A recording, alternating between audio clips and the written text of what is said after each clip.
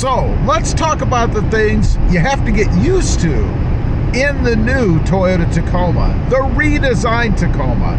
Just in case you've been living under a rock somewhere, the 2024 Toyota Tacoma is a complete redesign. Everything is different. And of course, when you're used to the previous generation or generations of Tacomas, there's a few things to get used to. First off, auto stop. Now, auto stop, it kind of depends on what version you have. If you have a 4x4, then apparently you don't have auto stop. I, of course, have a 4x2, so I have auto stop. Now, I can't stand auto stop, but let me say that honestly, I was not aware when I bought this truck that there was a choice in essence. If you got a 4x4, you wouldn't have auto stop. Now, I really dislike auto stop, but it's not a reason for me to regret getting the 4x2. It's really more of an annoyance to me. Obviously, there is a button. It's right down there in the center console area. You can push it and it deactivates auto stop. The only problem with that is that you got to do it every time you restart the truck. I usually forget. It's not until I pull up to a stop sign or a stoplight, the truck kicks off, and then I go, oh, shoot, I forgot to hit that button. Now, one thing I want to point out about auto stop, Toyota is at least making an attempt to make those of us happy that don't like it. And they do that by requiring that you push harder on the brake. I get a message that comes up on the screen that says to activate, basically, to activate auto stop, press the brake harder. So, it's not always going to kick on if you master the level of pressure that you use on the brake. I do like that part of it. Next up, the gauge cluster. Now, if you just use it to look at your speed and your fuel level, then it doesn't really matter. But I use it for other things than that. Primarily the tire pressures. You know, I'm a stickler for that. The last thing I want to do is get out in the middle of nowhere and have a flat tire. Of course, I could change the tire, but who wants to screw with that, right? So I'm always looking to find that tire pressure gauge, and so far I haven't found a way to make sure that it's always on the screen. You can scroll over to it, run through the settings and all that stuff, and that's where the learning curve part comes in. In my third gen, I knew what to do. A couple clicks of the buttons on the steering wheel, and I could see the tire pressures on the truck. In this one, I've got to push a button down, hold it for a couple seconds, and then scroll over to the left or right, depending on where I was, and then it will come up. Just something that I'm still getting used to that is a bit of a learning curve with this new Tacoma.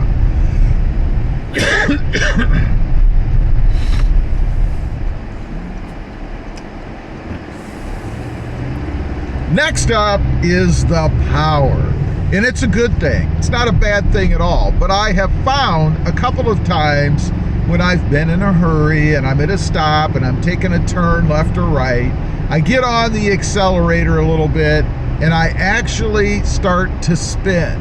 I guess it's because I'm used to the third gen without the pedal commander not having enough power, and I really had to get on it to go. Of course, with the pedal commander, you didn't have that issue. In this truck, so far, if I just get on it when I make that left or right turn and I do it too hard, I can actually break traction. It's something that I'm having to relearn as far as how much pressure I actually have to put on the accelerator. It's a crazy thing, I know, but how much pressure I have to use to get going, particularly when I'm making a turn. And it's going to be interesting once I put the pedal commander on here. Is it going to be even better? You might have thought I was going to say worse. I'm not. It's a good thing. I like having that acceleration. The more the better. And I do hope that I have to pay even more attention. We're going to find out. That'll be coming down the road. Next up is the fuel economy. You know, after you drive the third gen for a while, you kind of get used to and you know how long it's going to be before you have to visit the gas station. Because if yours is like mine was, and I did have heavier tires on it and a little bit more weight in the form of mods, it didn't get great gas mileage. So I would have to go to the gas station more frequently. Right now, I'm getting about 18.5 miles per gallon. That's about 4 or 5 miles per gallon better than I was getting in the 3rd gen. It makes a difference. You know, we're all creatures of habit, right? So when you get used to doing something, I look down thinking, oh man, I gotta go to the gas station. And I don't. I still have plenty of gas. It's not a bad thing. It's a good thing. But it is something else that you kind of have to get used to, right? I love it. I love that I'm actually getting, for a mid-sized truck, decent gas mileage. The next one, and this is probably more specific to mine, these next two are really, is the hood scoop. I have the TRD Sport. And of course, you've got the hood scoop on the hood. It stands up a little bit and it changes your view perspective out of the front of the truck. Now, it only really comes into play when you're pulling up next to things.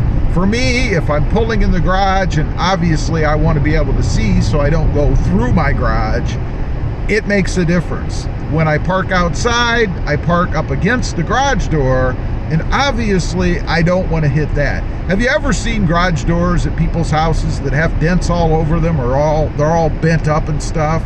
It's because they hit them. I don't want to have a garage door look like that. It's just something that I've got to get a little bit more used to. It's not a bad thing. I love the hood scoop on this truck. Now, the next one I mentioned is kind of my fault, if you want to call it a fault. For me, it's a benefit, and that is the lift that I've done to this truck. It has a 2-inch level lift on it, so it's up a bit higher. Now, this may not look like a whole lot, right? But the truck seemed to be higher anyway.